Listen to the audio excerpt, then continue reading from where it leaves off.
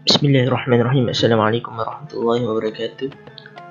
Alhamdulillahi rabbil alamin, wassalatu wassalamu ala asyrafil anbiya'i wal mursalin wa ala alihi wa sahbihi ajma'in.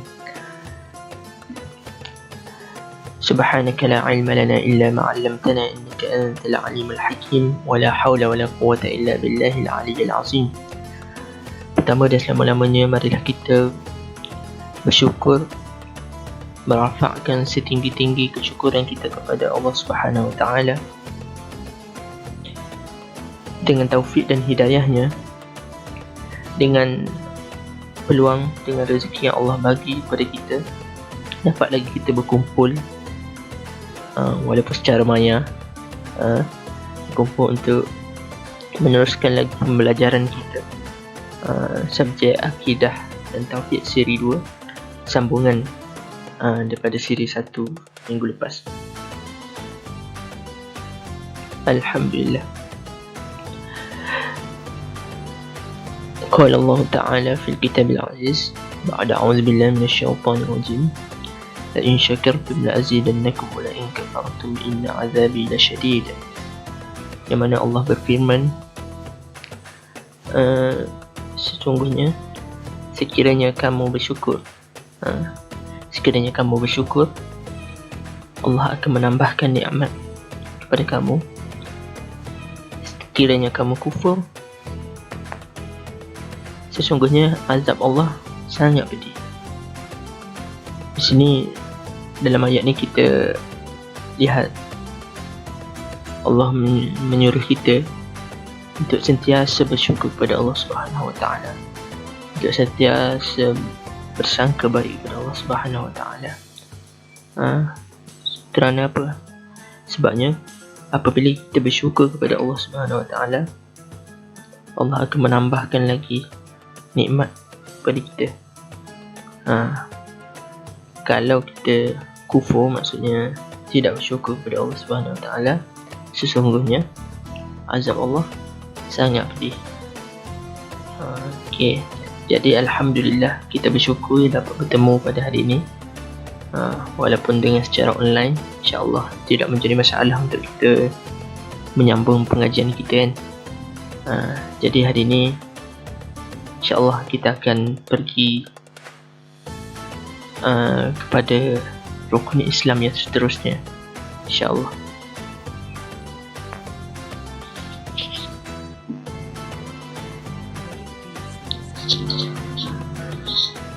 Okay, sebelum kita pergi lebih jauh, kita ulang balik apa dia maksud, apa dia rukun Islam kan.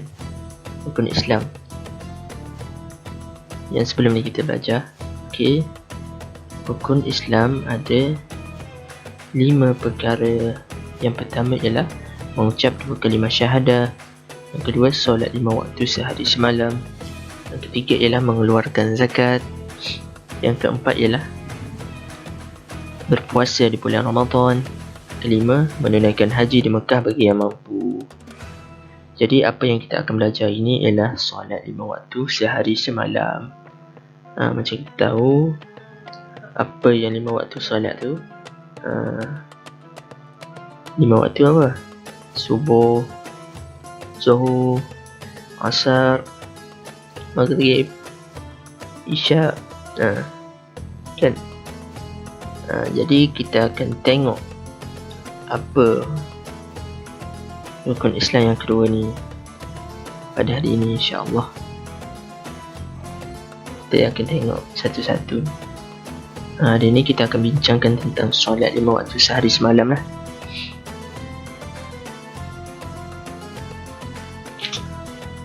Okay. Seterusnya, untuk solat 5 waktu sehari semalam ni, semua orang Islam yang akil baligh wajib untuk solat. Maksudnya semua orang Islam yang akil baligh ni yang sampai umur lah. Kalau kita tahu, kalau yang perempuan keluar haid kan, tanda akil baligh. Yang lelaki bermimpi itu keluar air mani, itu petanda kita akhir balik lah. Jadi apabila kita akhir balik, wajiblah kita solat.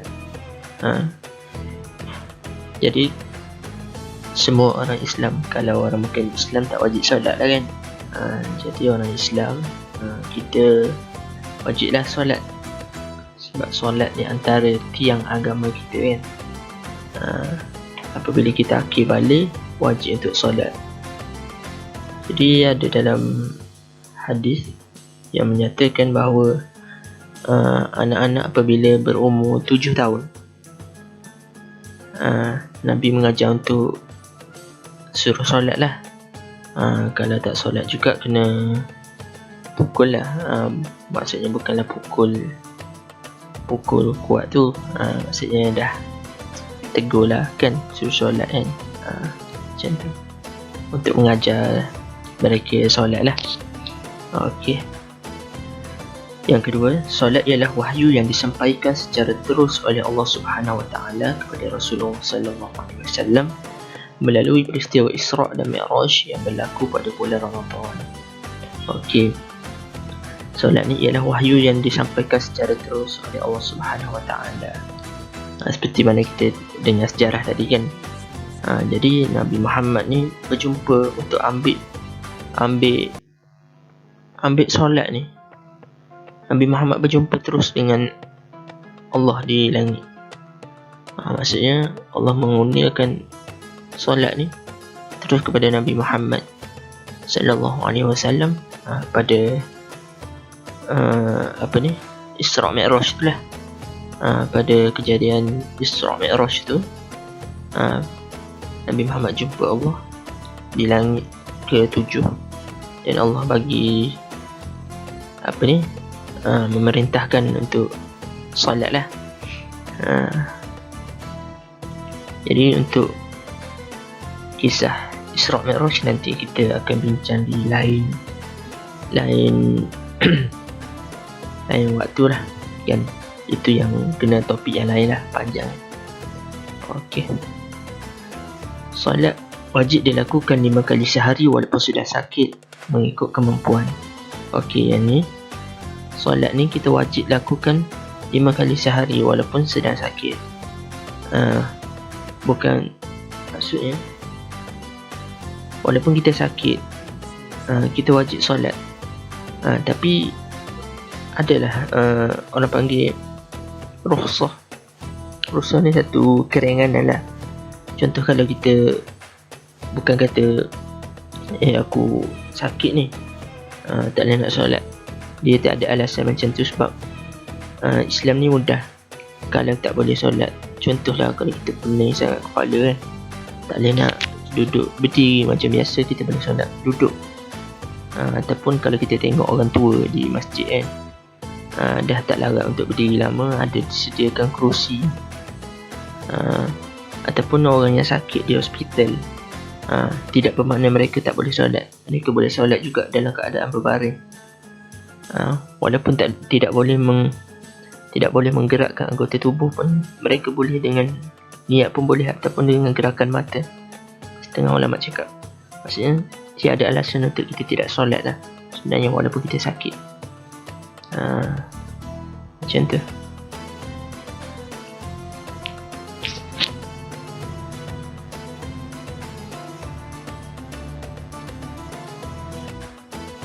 Okey. Solat yang wajib dilakukan dikenali sebagai solat fardu. Maksudnya kalau kita tengok solat fardu ni, itulah solat yang wajib kita lakukan lah. Satu lagi solat apa? Solat sunat kan. Fardu ni wajib, solat sunat tu solat sunat lah. Macam-macam lah solat sunat kan. Okey, kita tengok solat fardu. Yang pertama subuh 2 rakaat, Zuhur 4 rakaat, Asar 4 rakaat, Maghrib 3 rakaat, Isya 4 rakaat. Semua ni dipanggil solat fardu yang kita wajib buat. Okey. Kalau tertinggal ataupun terlepas tu, kita kena qada lah. kan.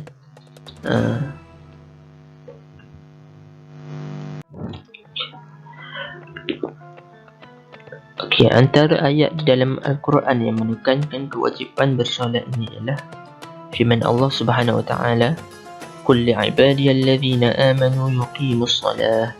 Dalam surah Ibrahim ayat 31. Dan Allah berfirman, katakanlah kepada hamba-Ku yang beriman, hendaklah mereka itu mendirikan sembahyang. Maksudnya Allah menyuruh Nabi Muhammad sallallahu alaihi wasallam, hamba Allah, kita lah maksudnya kan. Qul li'ibadiyalladzina amanu ni yang beriman. Yang beriman, katakanlah kepada hamba-Ku yang beriman. Allah menyuruh Nabi Muhammad pesan kepada kita yang beriman, yuqimus salah, maksudnya dirikanlah sembahyang. Itu mendirikan sembahyang. Jadi kalau bahasa Arab kita tengok ini dipanggil ayat suruhan, yuqimus salah. Maksudnya Allah menyuruh kita melakukan solat. Jadi kalau indahnya bahasa dalam Al-Quran ni, apabila kita tengok ayat suruhan ni, itulah wajib kita buat. Kalau kita tengok dia tak ada dia cakap wajib solat, tak, tapi ayat suruhan ni. Jadi apabila ayat suruhan ni kita faham dah, solat ni wajib untuk kita buat.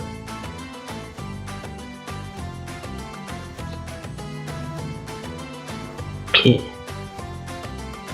Ayat yang kedua, wa aqimis salata innas salata tanha 'anil fahsya'i wal munkar.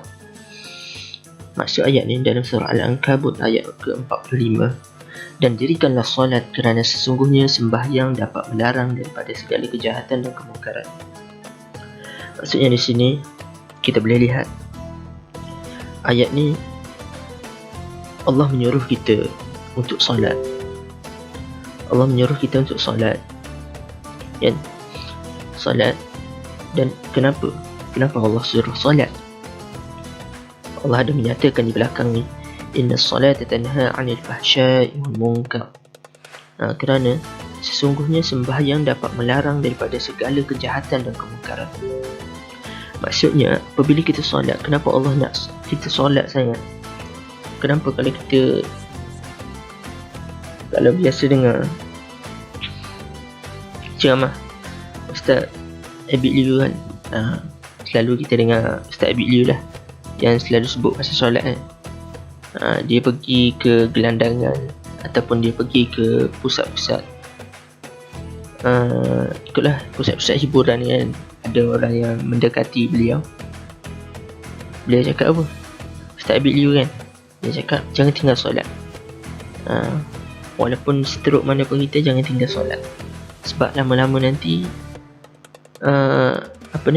solat tu akan menjadikan kita lebih baik. Walaupun kita jahat, kita merasakan diri kita jahat kan, kita solat je. Kita jangan tinggal solat, sehinggalah pada satu saat nanti solat yang akan melebihi kejahatan kita.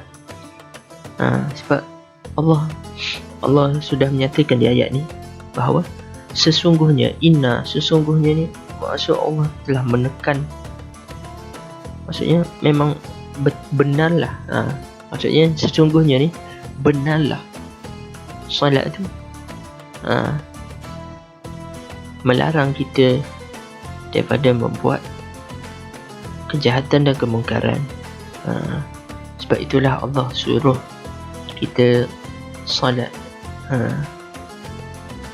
Ayat Al-Quran pun dah menyatakan di sini kan. Jadi kesimpulan di sini ialah ayat ni, jangan tinggal solat walaupun seteruk mana pun kita. Okay.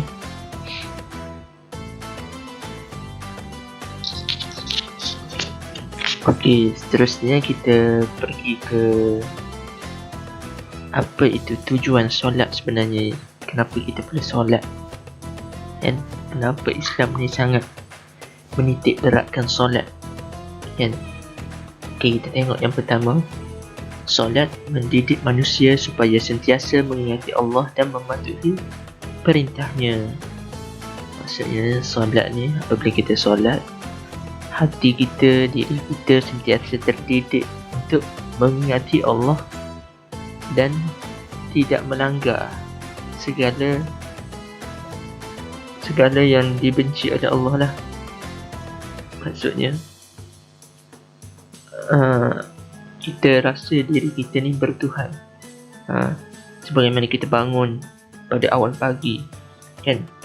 Kita bangun pada awal pagi, solat. Jadi tengah hari kita ingat Allah lagi. Salat zuhur pula petang, kita ingat Allah lagi. Salat asar, dan menjelang matahari terbenam, maghrib, kita ingat Allah lagi. Sampailah sebelum tidur, iaitu isyak, kan? Isyak, kita ingat Allah. Maksudnya hati kita tu secara automatiknya terdidik untuk mengingati Allah Subhanahu Wa Taala. Okey. Yang kedua ialah solat boleh memelihara manusia daripada melakukan kejahatan. Seperti ayat Quran tadi, inna salata tanha 'anil fahsya'i wal munkar. Maksudnya sesungguhnya solat ni dapat mencegah kita daripada kejahatan dan kemungkaran. Jadi dengan solat, sedikit solat, kita akan menjadi apa yang kita nak buat jahat tu akan terbatas.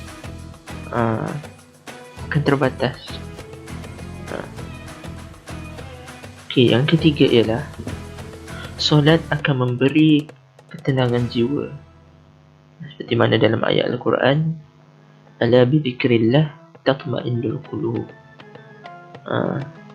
Dengan mengingati Allah, hati kita akan tenang.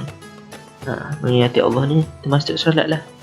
Apabila kita solat, kita rasa macam kita ada tempat untuk kita meluahkan apa yang terbuku di dalam hati kita. Kita ada tempat bergantung. Maksudnya kalau kita ada masalah, kita mengadu kepada Allah Subhanahu Wa Taala. Itu semua fitrah, kan?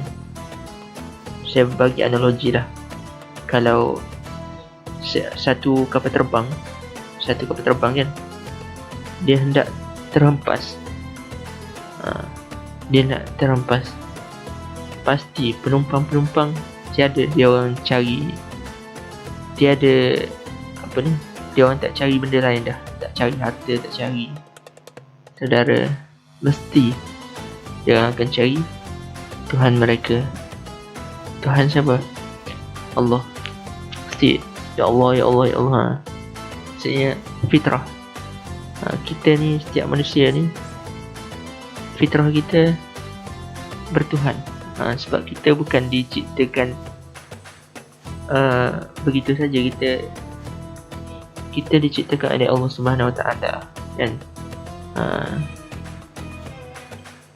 Okey. Yang keempat ialah solat akan memberi kejayaan kepada orang mukmin, tetapi solat itu hendaklah dilaksanakan dengan penuh khusyuk. Okey, solat akan memberi kejayaan kepada orang mukmin seperti dalam surah, Allah telah berfirman dalam surah Al-Mu'minun, yang mana ayat pertama, qad aflahal mu'minun, sesungguhnya berjayalah orang-orang mukmin. Yang mana orang-orang mukmin ni ialah orang-orang beriman lah. Qad aflahal mu'minun alladzina hum fi salatihim khashi'un. Siapa yang berjaya ni? Mereka yang solat dengan khusyuk. Jadi Allah menjanjikan orang yang solat dengan khusyuk akan berjaya. Qad aflah, maksudnya sesungguhnya berjayalah orang mukmin. Yang pertama, kita dah berjaya sebab kita menjadi orang mukmin. Yang kedua, tambah lagi dengan khusyuk, kita bersolat, insya-Allah kita akan lebih berjaya. Jadi setakat itu sahaja dulu untuk kelas pada minggu ni. Minta maaf salah dan silap sepanjang saya berikan penerangan. Terima kasih atas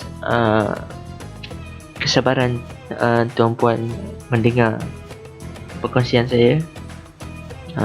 Apa yang baik tu daripada Allah Subhanahu Wa Taala, yang buruk tu daripada diri saya sendiri.